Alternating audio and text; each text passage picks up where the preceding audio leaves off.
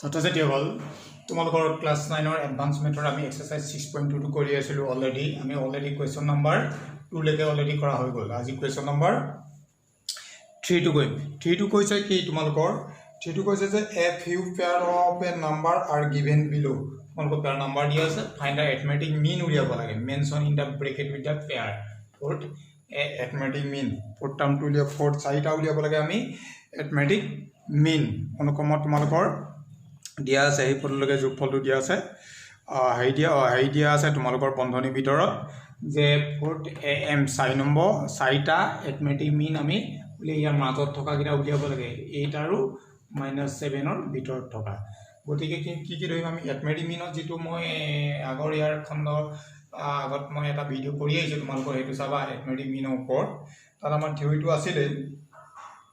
কিন্তু তাত আমি কৰিবলৈ যাওঁতে আমি অলপ দুটা পদ্ধতি আমি অংকটো কৰিব পাৰো এটা শৰ্টও আছে ডাইৰেক্ট ফৰ্মুলা ব্যৱহাৰ কৰিব পাৰো অলপ মই দীঘলকৈ কৈ দিছো এটো তোমালোকক চাবা এটো কি হৈছে তোমালোকৰ লেট আমি অংকটো কৰিবলৈ যাম late the means arithmetic means উলিয়াব লাগে যেহেতু means b means কি x1 x2 x3 x4 আমি ইয়াত থকা between চাৰিটা যেহেতু ফোৰ্থ চাৰিটা উলিয়াবলৈ কৈছে আমি চাৰিটা ধৰি ললো তাৰপিছত কি হ'ল আমাৰ therefore তাৰ মাজত আছিল আমাৰ গতিকে আমি মাজত বহাই দিলো x1 x2 x3 x4 আৰু -7 মাজৰ বিটা উলিয়াবলৈ কৈছে গতিকে মাজত বহাই দিলো এইটা আমাৰ উলিয়াবলৈ যাওঁতে আমি কি কৰিম is an ab এইটা আমাৰ arithmetic portion of ab আছে গতিকে আমি প্ৰথম টাৰ্ম ফাৰ্স্ট টাৰ্ম ইয়াত আমি পাম কি a is equal to 8 first টাৰ্মটো আমাৰ 8 আমাৰ d ভ্যালুটো যেহেতু x1 -8 আমি উলিয়াব নোৱাৰো d ভ্যালুটো আমি উলিয়াই ল'ব লাগিব লাষ্টত আমাৰ টাৰ্মটো কি আছে n ৰ ভ্যালুটো তোমালোকৰ কিমান হ'ব টোটাল 1 2 চাৰিটা আছিল 1 2 3 4 5 6 গতিকে 46 গতিকে চাৰিটা আছে এটো আমাৰ কিমান হ'ব চাৰিটা 5 6 36 ৰ ভ্যালু কিমান হ'ব আমাৰ -7 therefore t6 is equal to -7 আমি জানো এটো পাইছো যে n টাৰ্মটো আমাৰ কিমান আছিল আমাৰ tn2 বা tn লিখিব পাৰো n tn a plus n minus 1 t এটো আমি এপ্লাই কৰিম t6 মানে কি পাম আমি a ভ্যালু কিমান আছিল তোমালোকৰ 8 এটো পাই a plus n ৰ ভ্যালু 6 minus 1 d ভ্যালুটো ফাইন্ড কৰিব লাগে -7 গতিকে কিমান হ'ব তোমালোকৰ 8 plus 5d is equal to -7 5d is equal to -7 -8 -15 d is equal to -15 by 5 equal to -3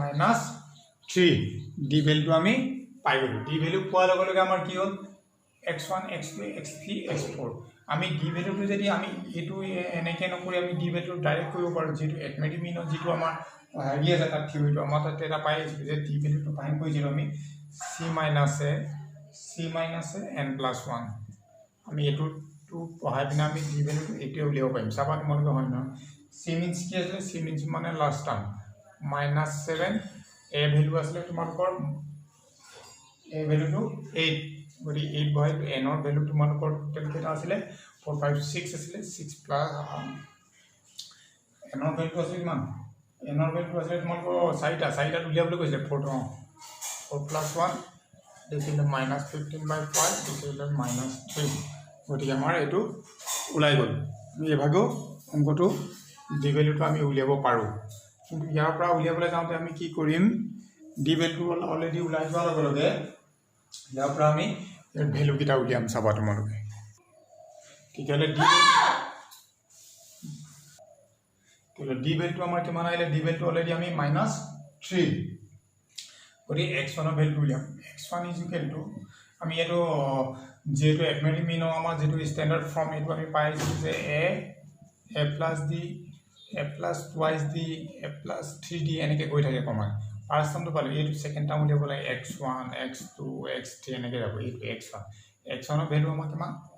x1 মানে আমি কি জানো a plus d অলৰেডি এটো আহি গ'ল x1 মানে এটো a plus d a value তোমালোকৰ কিমান 8 d value -3 is equal to 5 x2 is equal to কিমান a plus 2d 5 আমি ডাইৰেক্ট ইয়াত a ভ্যালু আৰু d ভ্যালু ইয়াত বহাই দিব পাৰো ন বহাই আমি কি কৰিব পাৰো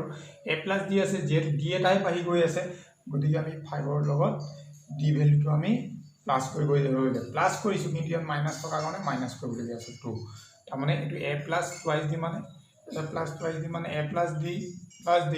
অলৰেডি আছে ইয়াত ডাইৰেক্ট বহাই দিলে হ'ব একেটাই ওলাব 5 বহা এটো d 5 বহাইলো 2 into minus 3 কথাটো একেটাই ওলাব গতিকে এইফালৰ পৰা নকৰি আমি ডাইৰেক্ট এইফালৰ পৰা তোমালোকে কৰিব পাৰিবা a ভ্যালু বহাই লৈ আমাৰ ধৰিলো a ভ্যালুটো আমাৰ আছিল 8 আমি যদি ডাইৰেক্ট বলে a plus twice d বহাও 8 a value 8 2 into d value -3 গতিকে 8 minus 6 is equal to 2 কথাটো একেই কিন্তু এটো বেছি easy x3 is equal to কিমান আহিব তোমালোকৰ x3 is equal to a plus 3d এটো আছিল এটো আমি প্লাস কৰিলে হৈ যেটো মাইনাস আছে গতিকে -1 x4 is equal to কিমান আহিলে a plus 4d -1 -3 -4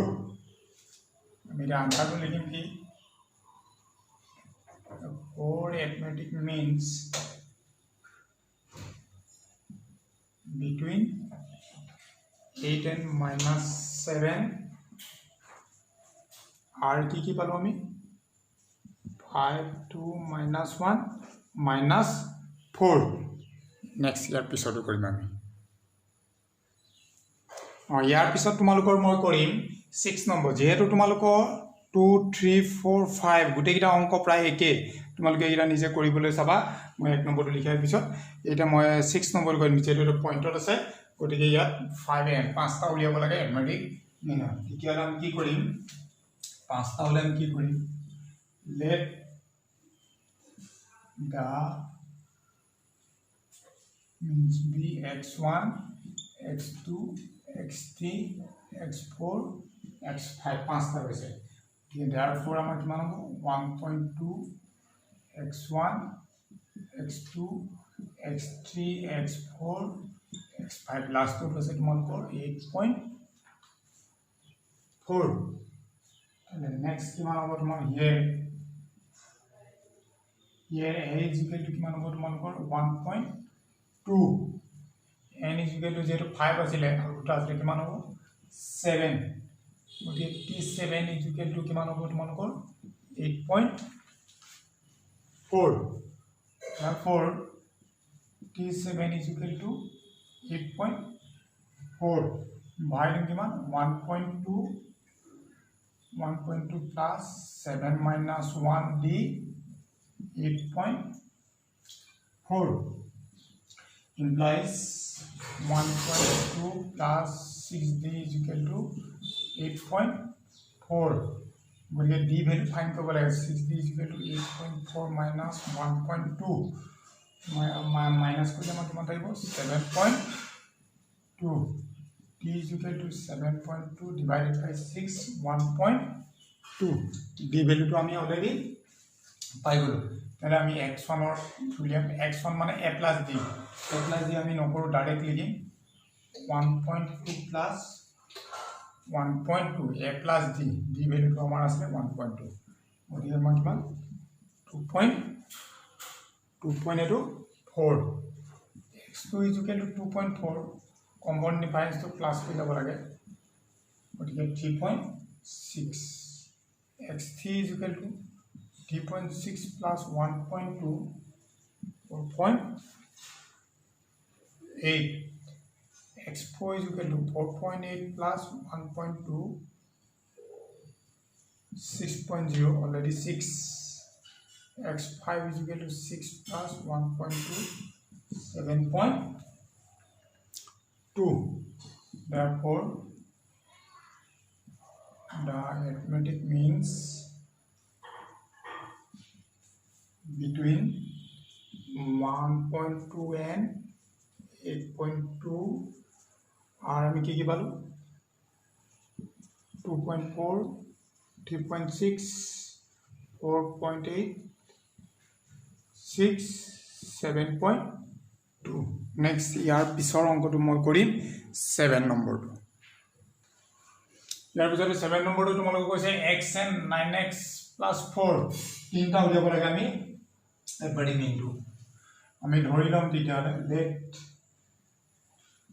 the means be x1 x2 x3 therefore x comma x1 x2 x3 9x plus 4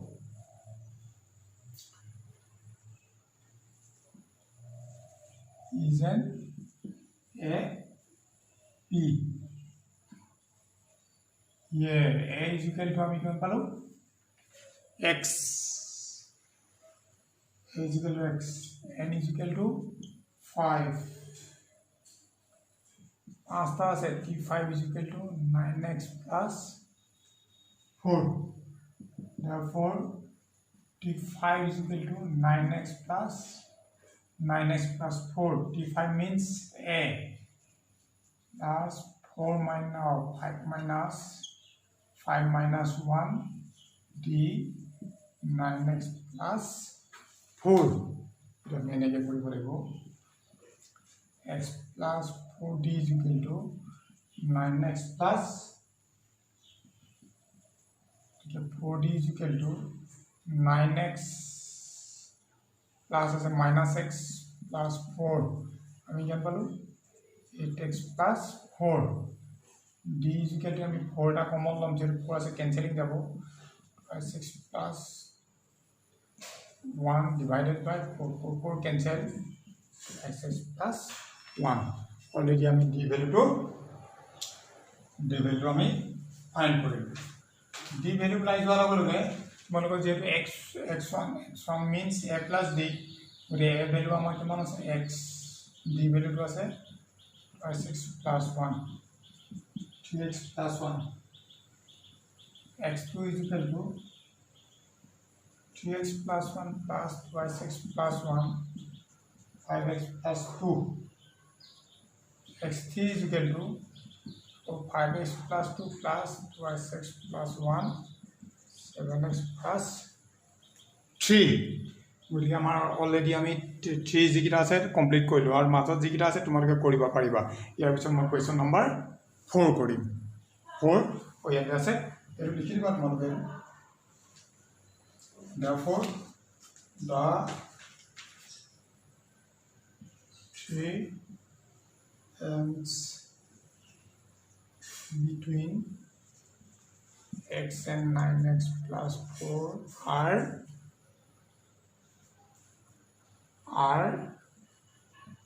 5x plus 1 5x plus 2 7x plus 3 question number 4 to question tomorrow if m plus 2 4m minus 6 and 3m minus 2 are the three consecutive terms of an ap then the find the value of m jodi amar m plus 2 aru 4m minus 6 aru 3m minus 2 পটকিটা যদি এটা সমান্তক কৰি তিনিটা comic প্ৰড হয় তেন্তে m ৰ মান আমি কি কৰিব লাগে নিৰ্ণয় কৰিব লাগে এই অংকটো কৰিবলৈ যোৱা আগে তোমালোকক মই এটা থিওৰি বুজাই দিছো ইয়াত আমি আগত কৰি আহিছিলো যে a b c আমি তিনটা পয়েন্ট লৈছিলো a b c যে a b c তিনটা যদি আমাৰ অন্তঃপ্ৰকটিত থাকে তেতিয়া হলে আমাৰ পদে তাইলা মই আগৰ খণ্ডত আলোচনা কৰি আহিছিলো ইয়াৰ আগত তেতিয়া কিমান হ'ব আমাৰ b minus a c minus b এইটো থিওৰিকে আমি এপ্লাই কৰিম জানিব লাগিব তোমালোকে বা ইয়াতে শৰ্টটো আছে twice b is equal to c plus a বা a plus c আমি এইটো কৰিব পাৰো আমি এটা কৰিম যেটো আমাৰ এটা a p আছে সমান্তর প্রকৃতির a p আছে গতিকে আমি পয়েন্ট বিলাক কি লিখিম given m plus 2 4m minus 6 and 3m minus 2 are 3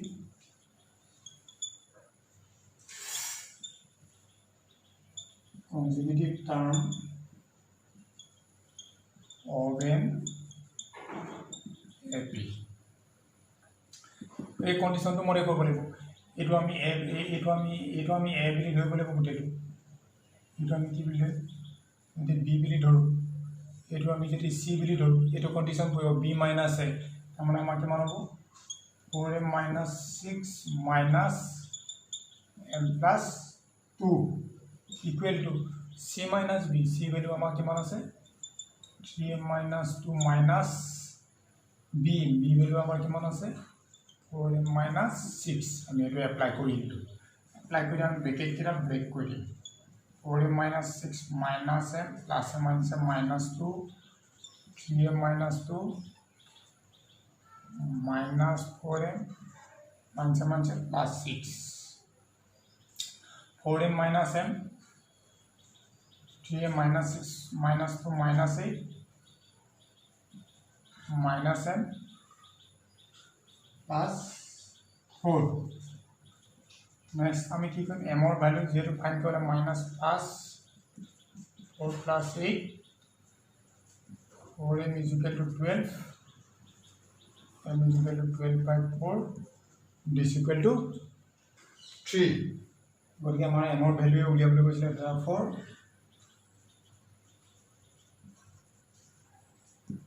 required value of m is 3 next তোমালোকৰ এই খণ্ডত আজি এটা হেড কৰিছো ইয়াৰ পিছত next মই question number 5 ৰ পৰা তোমালোকৰ মাজলৈ আকৌ 5 ৰ পিছত অংকখিনি আকৌ কৰিম